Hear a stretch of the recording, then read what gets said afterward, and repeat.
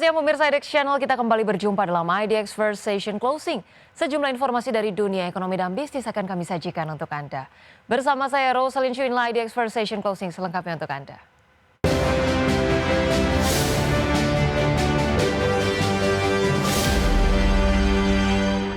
Kita awali dengan informasi pertama pemirsa. Pemerintah mengaku tidak berpuas diri meski angka kemiskinan turun 23,85% pada Maret 2025 jika dibandingkan dengan September 2024. Untuk menekan angka kemiskinan, pemerintah terus berupaya membuka lapangan kerja baru melalui berbagai program unggulan. Pemerintah mengaku tidak berpuas diri meski angka kemiskinan turun 23,85% atau sekitar 200.000 orang pada Maret 2025 jika dibandingkan September 2024. Pemerintah menargetkan angka kemiskinan terus berkurang mencapai 0%. Menteri Sekretaris Negara Prasetyo Hadi menegaskan, untuk menekan angka kemiskinan, pemerintah terus berupaya membuka lapangan kerja baru melalui berbagai program unggulan. Salah satunya program makan bergizi gratis yang diharapkan bukan hanya memberikan tambahan asupan gizi pada anak, tetapi juga membuka lapangan kerja baru bagi masyarakat. Menurut Mensesnek, potensi lapangan kerja dari program MBG bisa difokuskan untuk masyarakat yang berada satu tingkat di bawah kemiskinan ataupun mereka yang baru saja kehilangan pekerjaan. Selain itu, program Koperasi Desa Merah Putih berpotensi membuka lapangan kerja dari desa semakin terbuka lebar. Kalau saudara-saudara mengikuti, ini program yang dicanangkan oleh pemerintah ini semua kan terintegrasi ya. Dimulai dari kita satu misalnya menyusun data kependudukan kita ya, supaya kita bisa melakukan pemetaan dengan lebih detail. Nah, kemudian kalau saudara-saudara ikuti ya program-program Bapak Presiden, program pemerintah misalnya mengenai makan bergizi. Di situ juga diharapkan itu menjadi salah satu, tidak sekedar kita ingin memberikan tambahan asupan gizi kepada adik-adik kita ya, peserta didik, tetapi juga di situ akan membuka lapangan pekerjaan. Badan Pusat Statistik mengungkap angka kemiskinan turun menjadi 23,85 juta orang per Maret 2025 dari periode September 2024 yang mencapai 24,06 juta orang. Saat ini penduduk miskin setara 8,47% dari total populasi Indonesia. Jakarta, Tim Liputan IDX Channel. Pemirsa, fenomena rojali atau rombongan jarang beli yang kembali marak di pusat perbelanjaan menjadi indikator nyata lemahnya daya beli masyarakat. Istilah ini merujuk pada kelompok masyarakat yang datang ke mal beramai-ramai tapi minim melakukan transaksi belanja. Fenomena rojali, rombongan jarang beli yang kembali marak di pusat perbelanjaan menjadi indikator nyata lemahnya daya beli masyarakat. Istilah ini merujuk pada kelompok masyarakat yang datang ke mal beramai-ramai tapi minim melakukan transaksi belanja. Hal ini sekaligus menjadi tantangan serius bagi sektor retail dan usaha mikro kecil dan menengah di tengah ketidakpastian ekonomi nasional. Dalam program Market Review IDX Channel, Ketua Umum Asosiasi Pengelola Pusat Belanja Indonesia Alphonsus Wijaya mengatakan, fenomena rojali bukanlah hal baru, namun intensitasnya sangat tergantung pada kondisi ekonomi rumah tangga. Meski daya beli melemah, tingkat okupansi pusat perbelanjaan nasional hingga paruh pertama 2025 tetap berada di kisaran 80 hingga 85%. Alphonsus optimis kondisi ini bersifat sementara. Transaksi di mal diyakini bakal kembali membaik seiring pulihnya konsumsi masyarakat. Rojali ini selalu terjadi sepanjang waktu begitu di pusat perbelanjaan begitu. Hanya saja memang intensitasnya ataupun jumlahnya yang selalu berubah dari waktu ke waktu begitu ya. Jadi kan seperti kita ketahui pusat perbelanjaan itu fungsinya bukan hanya sekedar sebagai tempat belanja saja, tetapi ada faktor fungsi-fungsi lain seperti edukasi, pendidikan, hiburan dan sebagainya begitu ya. Alphonsus memperkirakan industri pusat perbelanjaan tetap akan tumbuh tahun ini meski hanya mencatat pertumbuhan 1 digit atau di bawah 10%. Tim Liputan IDX Channel.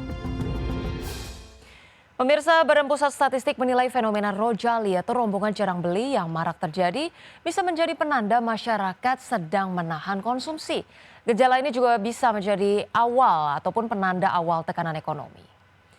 Deputi Bidang Statistik Sosial BPS Ateng Hartono mengatakan fenomena Rojali dapat menjadi pertimbangan penting bagi pemerintah untuk tak hanya fokus menurunkan angka kemiskinan, tapi juga menjaga ketahanan konsumsi rumah tangga.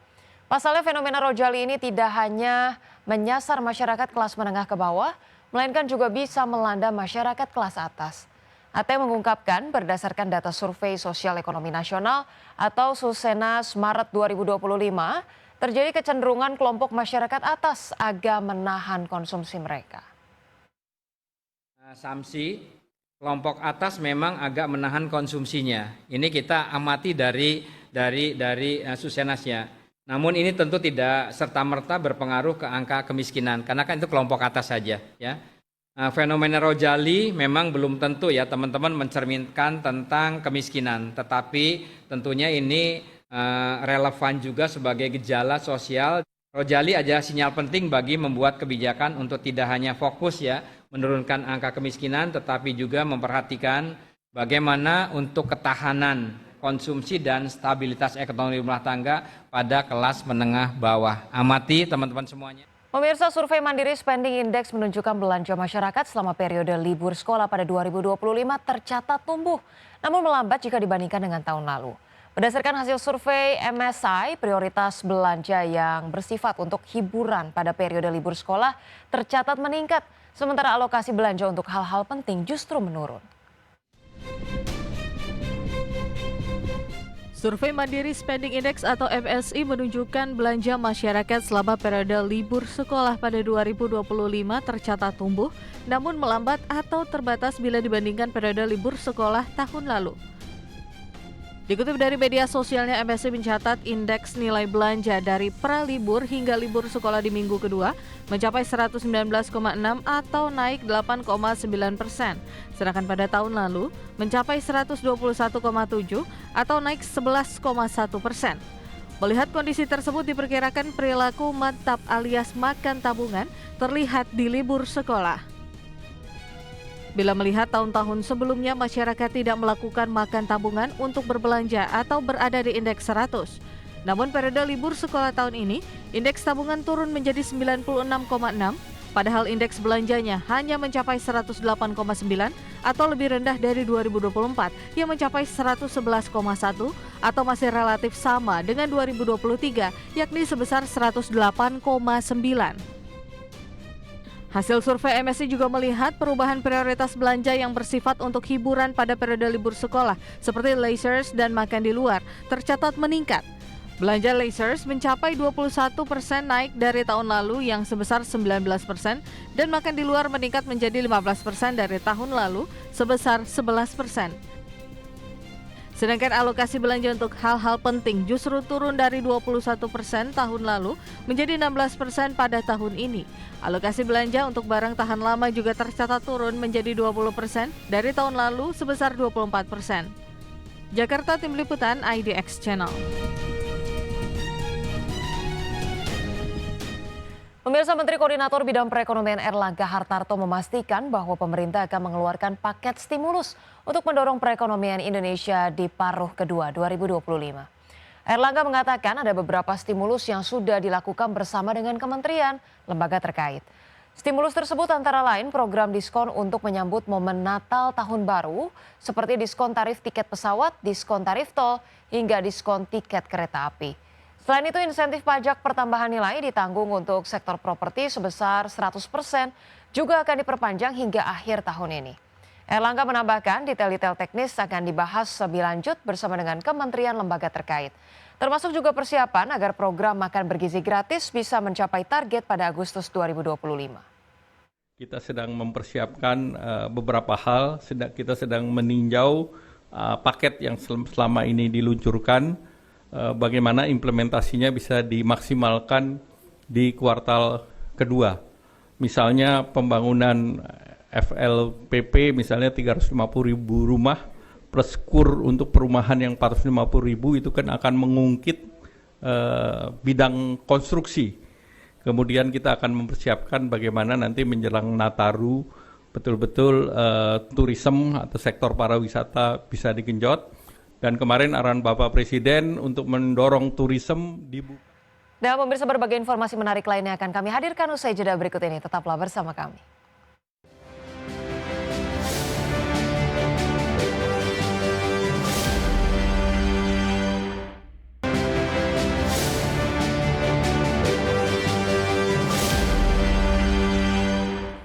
Pemirsa, emiten perbankan PT Bank Mandiri Persero Tbk terus menegaskan komitmennya terhadap pembangunan berkelanjutan melalui penerapan prinsip Environmental, Social, and Governance atau ESG.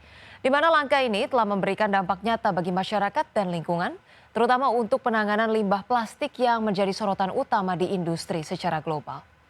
Seperti diketahui, sesuai dengan arahan United Nations Environment Program atau UNEP yang menilai krisis limbah plastik yang mendesak secara global melalui Ending Plastic Pollution.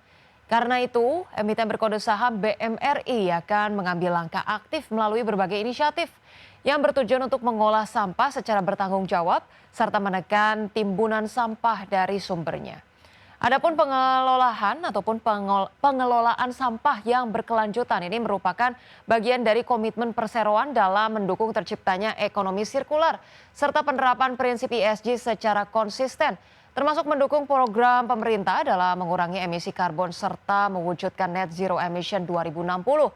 Melalui berbagai inisiatif tersebut, pihak manajemen berharap dapat menciptakan dampak positif bagi lingkungan sekaligus mendorong pertumbuhan ekonomi yang inklusif dan berkelanjutan.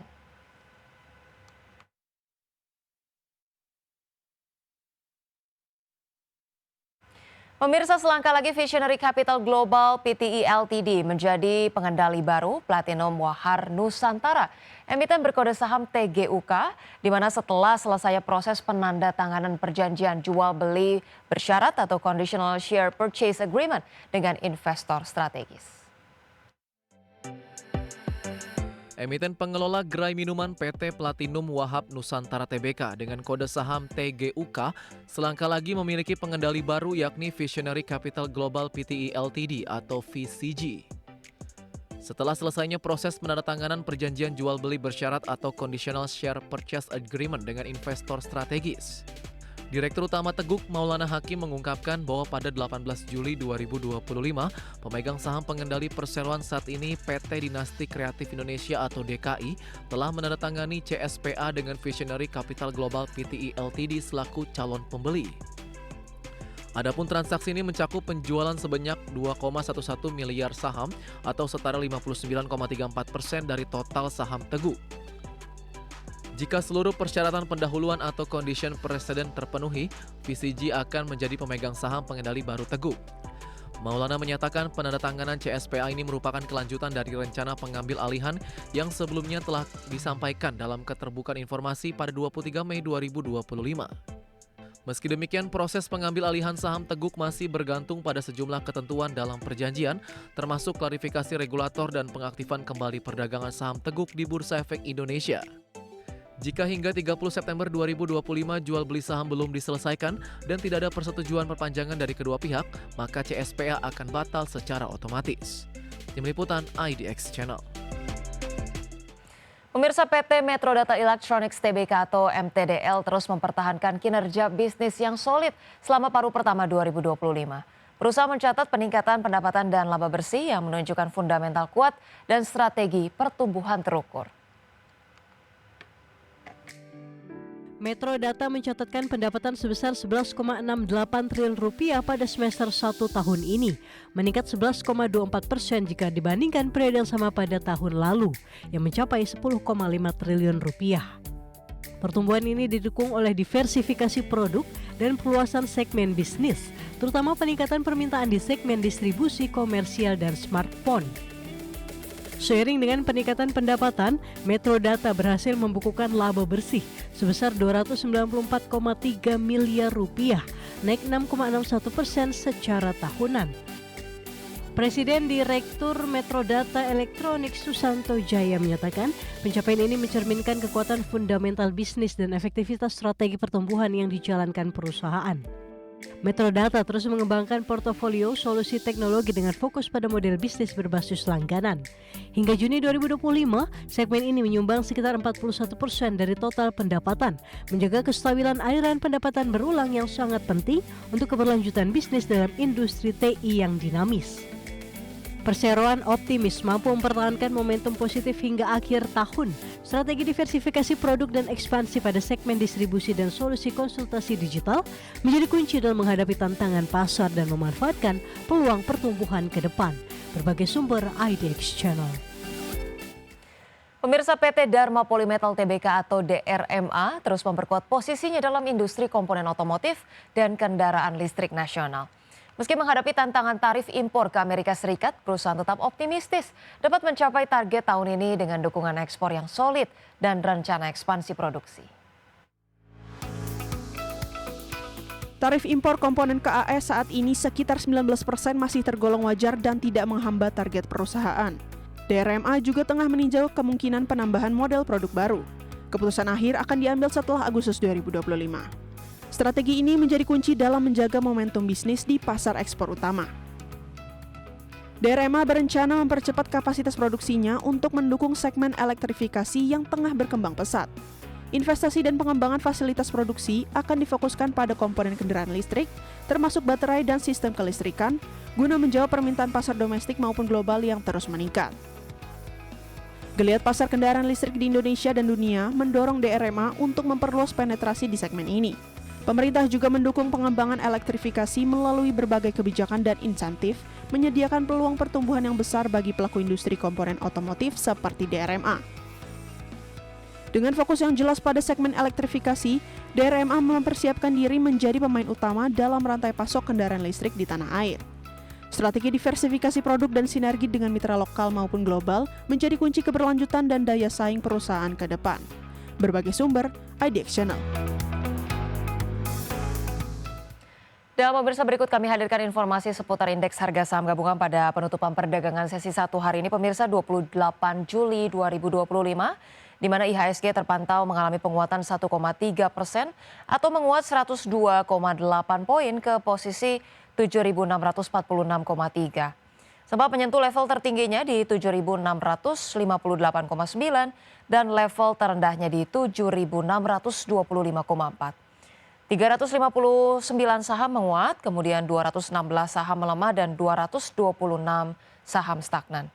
Dan kita lihat pemirsa, sejumlah saham yang menjadi top gainers pada penutupan perdagangan sesi 1 datang dari PT RO dengan penguatan 5,25%, kemudian CDIA dengan penguatan 9,91%, SSIA menguat 3,47% dan Goto menguat 3,45%.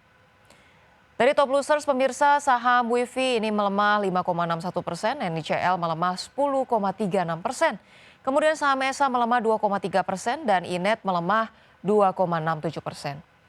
Dari pergerakan sektoral pemirsa, sektor keuangan menguat 2,9%, infrastruktur melemah ataupun menguat 2,39%, konsumsi primer menguat 0,33% dan kesehatan melemah 0,17%. Dan pemirsa, berbagai informasi lainnya akan kami hadirkan usai jeda berikut ini, tetaplah bersama kami.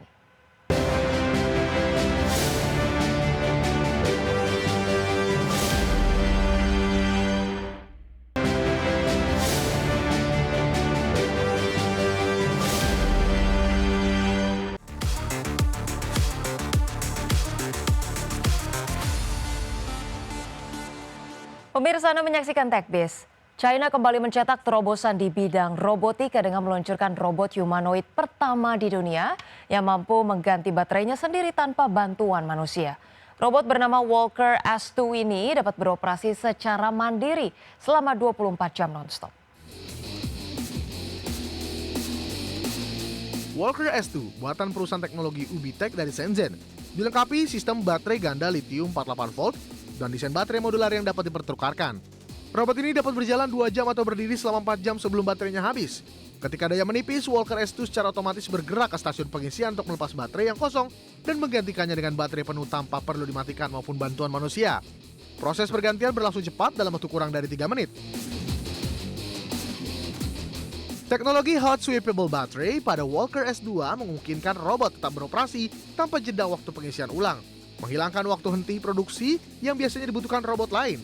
Hal ini menjadikan Walker S2 sangat ideal untuk lini produksi, logistik, dan layanan publik yang membutuhkan kerja berkelanjutan 24 jam sehari atau 7 hari selama seminggu. Dengan lebih dari 1.600 perusahaan robotik yang dukungan besar dari pemerintah, termasuk pusat pelatihan robot humanoid pertama di Shanghai, China telah menjadi pusat inovasi dan produksi robotika terbesar di dunia. Robot Walker S2 sudah diuji coba di berbagai pabrik terkemuka seperti BYD, NIO, dan Zeekr, mengukuhkan posisi China dalam persaingan teknologi tinggi global. Nilai pasar robot humanoid di China pada 2024 mencapai sekitar 2,76 miliar yuan dan diperkirakan naik drastis menjadi 57 miliar yuan pada tahun 2009. Dengan Walker S2 diharapkan efisiensi kerja meningkat sekaligus mendorong inovasi kerjasama manusia robot dalam berbagai sektor industri. Berbagi sumber IDX Channel. Ya, pemirsa, Microsoft terus menghadirkan inovasi pada asisten AI-nya Copilot dengan meluncurkan fitur baru bernama Copilot Appearance, di mana fitur ini menghadirkan karakter virtual interaktif yang mampu berekspresi secara real-time, memberikan pengalaman percakapan yang lebih hidup dan menarik bagi pengguna Windows. Copilot Appearance adalah eksperimen Microsoft yang menyediakan tampilan visual baru untuk Copilot dengan karakter animasi lucu yang bisa tersenyum, mengangguk, atau bereaksi terkejut sesuai konteks percakapan. Karakter ini memperkuat keterlibatan pengguna dengan memberikan ekspresi wajah dan suara secara real-time, membuat interaksi dengan Copilot terasa lebih natural dan personal.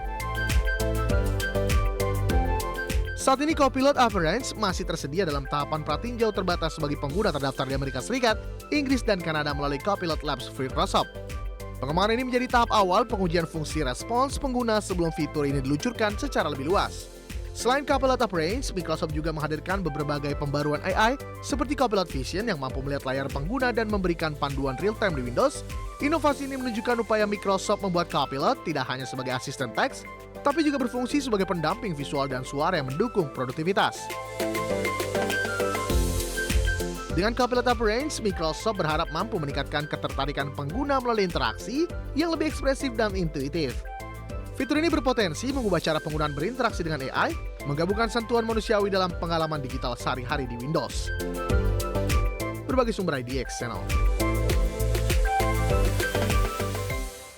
Pemirsa, game puzzle dan strategi santai Dorfromantik akan segera hadir untuk platform PlayStation dan Xbox mulai tanggal 14 Agustus 2025. Setelah sukses di PC dan Nintendo Switch, game ini mengajak pemain menjelajahi keseruan membangun desa melalui penempatan ubin heksagonal dalam lanskap yang menenangkan. Dorfromantik adalah game strategi dan puzzle single player di mana pemain menyusun ubin berbentuk heksagonal yang menggambarkan elemen alam seperti hutan, desa, jalur rel kereta api, dan air. Untuk membentuk landscape indah dan terus berkembang, pemain harus mencocokkan sisi ubin agar menyatu dan terus berkembang. Pemain harus mencocokkan sisi ubin agar menyatu dan menyelesaikan misi tertentu untuk mendapatkan poin dan ubin tambahan. Game ini terkenal dengan gameplay yang memadukan ketenangan dan tantangan strategi. Sejak peluncuran versi PC pada April 2022 dan versi Nintendo Switch pada September 2022, Dorfromantik menerima ulasan positif atas estetika seni yang menenangkan dan gameplay yang adiktif. Permainan ini juga mengusung mode kreatif tanpa batas ubin dan misi berbeda untuk meningkatkan replayability. Adaptasi papan permainan Dorfromantik bahkan meraih penghargaan bergengsi Spiel des Jahres. Versi PlayStation dan Xbox akan membawa pengalaman serupa dengan mode standar, kreatif, dan tantangan, memungkinkan pemain strategi membangun landscape desa yang menaklukkan skenario penempatan ubin unik. Gameplay tetap mempertahankan keseimbangan antara relaksasi dan ketelitian, sesuai dengan filosofi pengembang yang menciptakan suasana bermain yang mega chill atau sangat santai. Dengan rilis di PlayStation dan Xbox pada 14 Agustus, Dorfromantik memperluas akses ke pasar konsol yang lebih luas, membawa pengalaman puzzle strategi yang santai dan menegangkan ke lebih banyak pemain di seluruh dunia. Bagi pencinta game yang mencari keseimbangan antara ketenangan dan tantangan, Dorfromantik layak dicicipi. Berbagi sumber IDX Channel. Dan pemirsa, sudah 30 menit kami menemani Anda dalam IDX First Station Closing. Pemirsa, perbaharui terus informasi Anda hanya di IDX Channel, your trustworthy and comprehensive investment reference. Dan pemirsa, jangan lupa juga untuk menyaksikan program Second Station Closing yang akan tayang pada pukul 15.30 waktu Indonesia Barat. Karena urusan masa depan harus yang terdepan, aku investor saham. Saya Rosalin Chiu pamit undur diri. Terima kasih dan sampai jumpa.